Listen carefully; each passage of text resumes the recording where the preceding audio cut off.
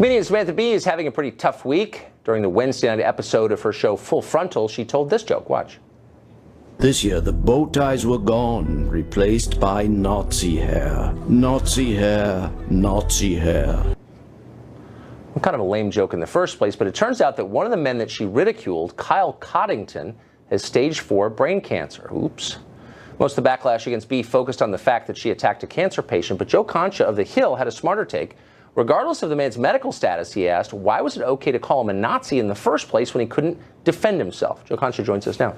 So, Joe, this seems consistent with her show. I'm not a watcher. Is this kind of thing, is this sort of just normal joke on the Samantha Bee show? It's a very hateful show, Tucker. This is what late night has become, unfortunately. It's no longer the days of David Letterman before he became a curmudgeon, or Jay Leno, of course, Johnny Carson. This is what it's about. And look, that is the main focus here. Not so much, they wouldn't have attacked this kid if they knew he had stage 4 cancer and was going through chemotherapy. Any reasonable person would say that. But when you, on national television, show a 20-year-old college student and you call him a Nazi, in the context of his hair, in the conference that he is attending, here are the consequences that could happen. Take the cancer part out of this. He goes back to campus. Do you think he gets mocked and bullied? Well, given the hostility on college campuses, probably. And then what happens next? He either brushes it off or it goes in another direction that we've seen on so many college campuses, and that is that it spirals into a thought process of possibly even hurting yourself or worse. We saw it at Rutgers in New Jersey, where a kid was exposed as being gay, and before you knew it, he drove up to the George Washington Bridge, Tucker, and he threw himself off. That's how quickly these things can spiral out of control. And Samantha Bee has yet to apologize for calling this kid and other kids there a Nazi. Instead, she does this half-baked apology like, we're sorry we offended you. Hey, Samantha, here's an idea. Why don't you pick up a phone, because this kid has stage 4 cancer. There is no stage 5, and apologize to him directly by phone in your own voice instead of a stupid tweet that wasn't even an apology in the first place. Sorry, I don't get emotional, Tucker, but this really got me angry. Well, it also seems, and here's the other problem, it doesn't seem very funny. I mean, is this a state of play in late night, kind of political lectures rather than jokes? Oh, well, I don't know if you caught Stephen Colbert on election night.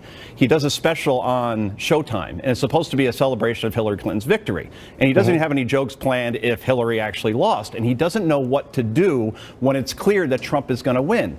So he has somebody on his panel, and her name is Jana Friedman. She's an alleged comedian. And he says, so how you feeling right now? And let me give you the quote, because this is what comedy is in 2017. She says, I feel as if I'm about to give birth to a baby that's already dead. Ugh. Stephen Colbert is a devout Catholic.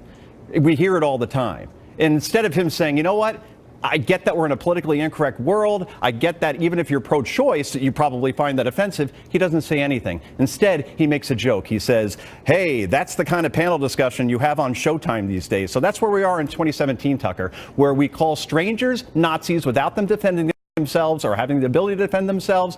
And if a president or a candidate wins the presidency, then we're comparing it to stillborn births. So here's something I did find kind of funny. None of that's funny as far as this is funny. So I read the other day where Samantha Bee was going after somebody for not being diverse enough. Someone is racist and hasn't reached the elevated moral status of Samantha Bee. Yeah. Everyone's not hiring enough women of color, I think was her accusation. Here's a picture of, I think I took this from your column. Here's Samantha Bee and her writers at one of the endless award ceremonies. Those are her writers. Doesn't seem like a very diverse group to me. Yeah.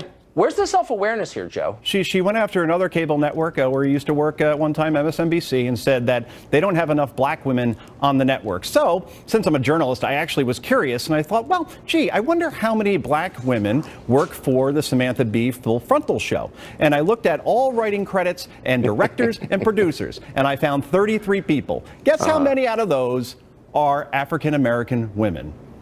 I don't know, 25? One. So but she's preaching about diversity and hiring more black women, and she's 1 for 33. And calling people Nazis. She's got 33 people writing for her show? No, it's writers, directors, and segment producers, all in aggregate. That's a lot. The show like 8 hours long? How long is it? It's once a week, and I believe it's an hour. Would you like that kind of staff here? Or do you have the same thing? Yeah, right? I mean, I could make my Cocker Spaniel a star with a staff of 33. And it would be more diverse than her staff, I'll tell you that. That's hilarious. You own a Cocker Spaniel. I didn't see that. Yeah, we do. Joe, thanks. Great to see you tonight. Good to see you. Thank you.